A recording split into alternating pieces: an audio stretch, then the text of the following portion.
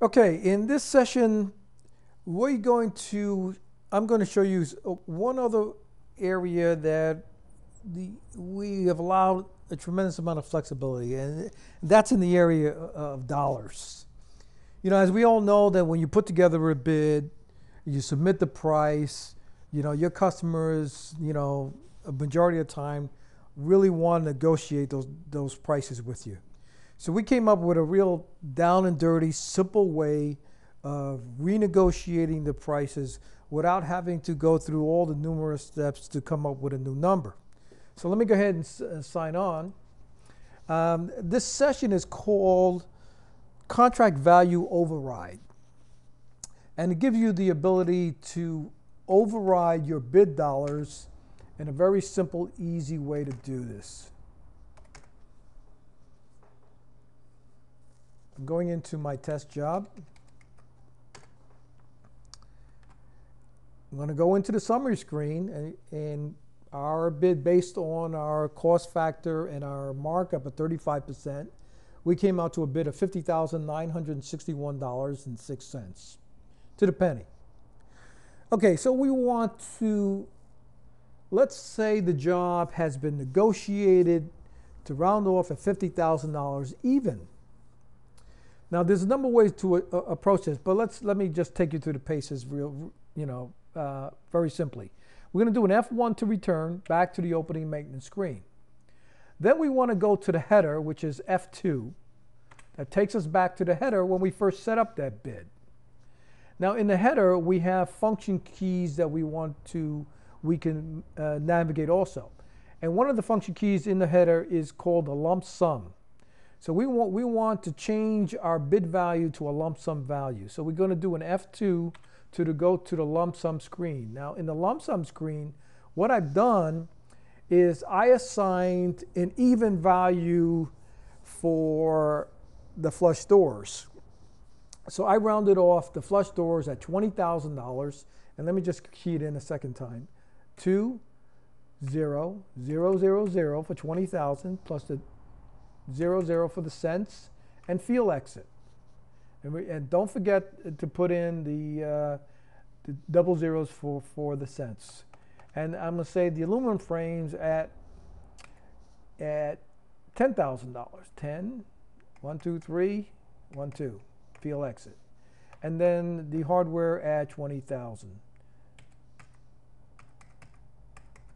I like to count the zeros to make sure I don't make that mistake. So what I've done now is I've assigned a contract value to the flush doors, to the aluminum frames, and to the hardware. So all I'm going to do is hit the enter key once, and then on the bottom it says F5, recalculate the detail net, the sell price. So I'm going to hit an F5 once, that's all I'm going to do, okay? And that should do it. Now I'm going to return back to my header by using F1. I'm going to return back to my opening maintenance screen, and then I'm going to go back to F13, shift F1. And what it did was it rounded to the nearest percentage point the contract value to $50,000.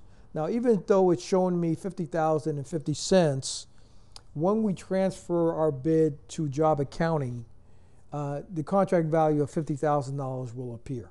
So it just kind of rounded it off to the nearest pennies. So I assigned a contract value for my flush doors, for my aluminum frames, and for my hardware.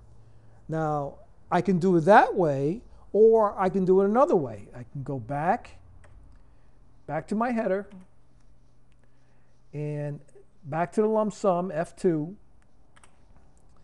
I'm going to field exit these specific categories, and I'm going to say I just want the whole job to be at 50,000.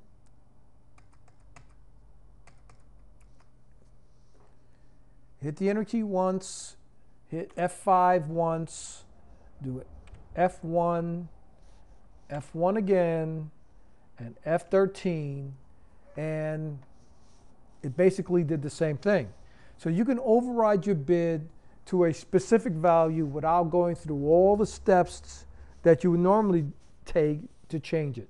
So this is a simple, easy way to do it.